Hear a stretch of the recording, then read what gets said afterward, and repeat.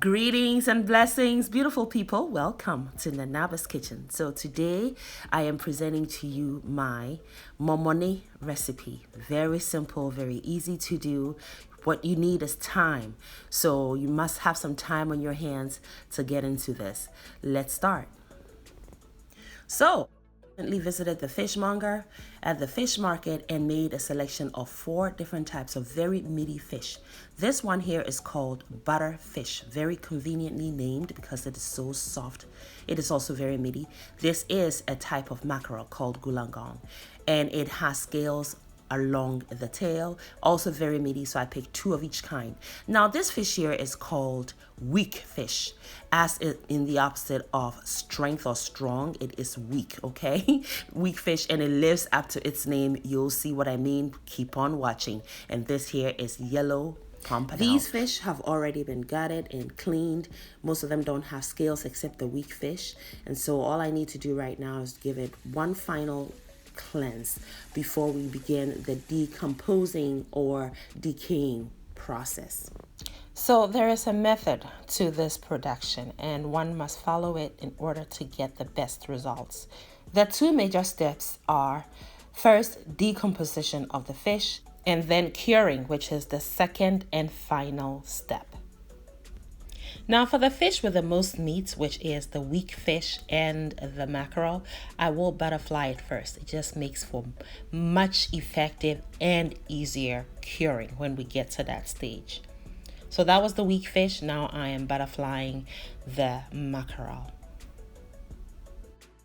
So Momoni is similar and actually equivalent to shrimp paste, also has the same flavor as fish sauce, which is used extensively in Asian cuisine, especially in Vietnamese cuisine, to bring a lot of umami to savory dishes. It's just West African, Ghanaian style, all right? So what I'm doing currently is patting the fish completely dry, so that way when I apply the cling film, it's not sliding all over, because that is the next step. Yes, we have to wrap this multiple times for the decaying or decomposition step. All right, we do not want anything such as flies landing on the fish, because they will leave eggs which will eventually hatch into maggots. We don't want anything like that. So it's best practice to do all the prepping indoors, because we all know what happens when flies smell the fish. They get happy and they start dancing all over the fish. All right, so I have wrapped it multiple times with a cling film. Now I'm doing likewise with some foil. And this may all seem excessive, but you'll be happy when you do it like this. I learned how to do this actually from Imelda's Kitchen. I have her link below. Check her out after you watch this video.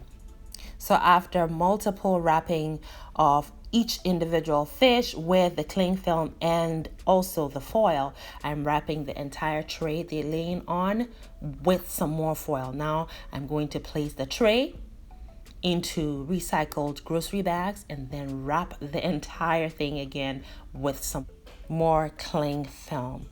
Now, if you're wondering why we are excessively wrapping this whole thing, there is a method, as I stated before.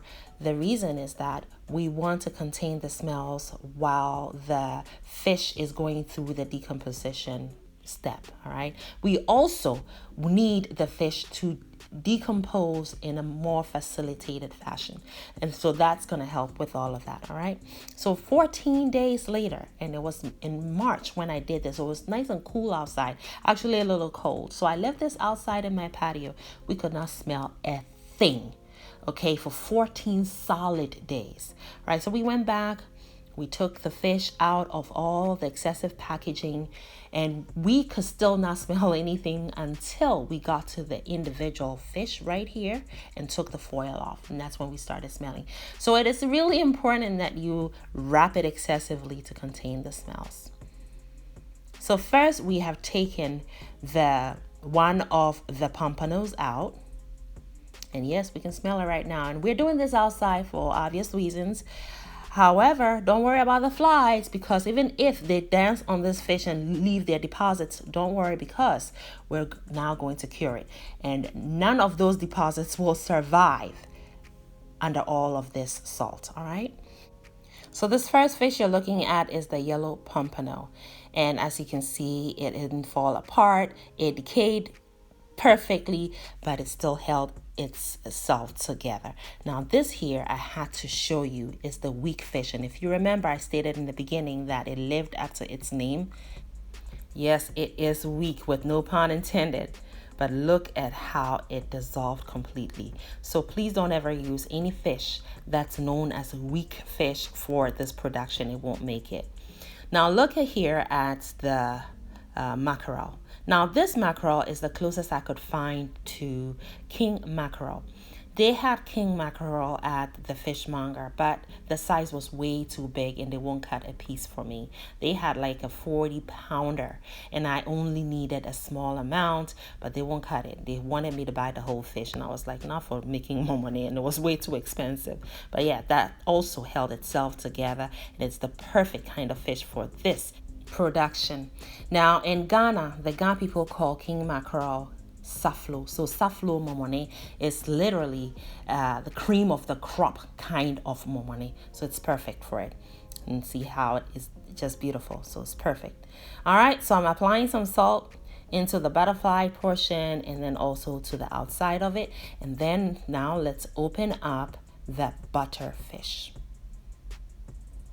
That also did very well. Still nice and soft, but solid. Didn't fall apart. So we've applied salt to all of that and transferred all of my fish into my designated Momoni maker bowl. And it has an airtight plastic lid. So the bowl itself is plastic. I'm going to keep it back in my backyard. It is still nice and cool. We did this, like I said, in March. For 7 days is how long I left it outside, and it is perfectly cured. And when you open this lid up, and that's the only time you'll smell anything, it is Momoni, friends. Just like we know it in Ghana. So I've poured some water onto it, just room temperature water, to wash off the excess salt. I may have used too much salt, and that's because I use the Himalayan salts, and these are the rock kind. So you can actually use fine or coarse sea salt or Himalayan salt, no problem. And if you happen to use the rock kind, then you might need to wash it off. All right, now I'm just cutting them into smaller pieces so that I can store it in the freezer. It's best to store this in the freezer. And just take a look. Perfect sizes. One will be enough to make my okra stew or soup, or my abomu, or my kontomire stew, my palava sauce, my eto, just name it. If you're looking for umami, if you're looking for bonde, which is smells not too pleasant but brings you great flavors, yes, you got the right deal with this production right here. You do not ever have to buy momoni ever again or look for it. You can make it yourself. Just 2 ingredients, your fish and your salt, a little bit of love and a whole lot of patience. All right, friends, if you enjoyed yourself, learned a thing or two, and are inspired to try the recipe, if you had fun with me today in Anaba's kitchen, please kindly give me a thumbs up. Like the video. Also leave me a comment. I read every single one of them that come through, every single one of them. And also, if you're not subscribed, I hope you're inspired to do so now. And keep your bell on so your notification is activated. Whenever I upload a video, you'll be one of the first to be notified. And friends, notice how buttery the momoni is. That is indication of success. That is the texture of good momoni. Make it a great day and have fun, especially in that kitchen.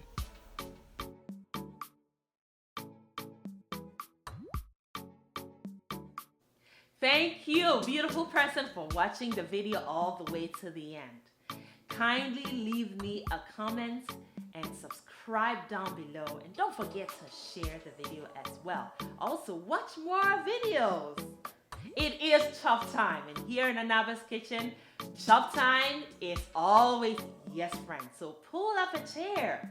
We are all friends and family here.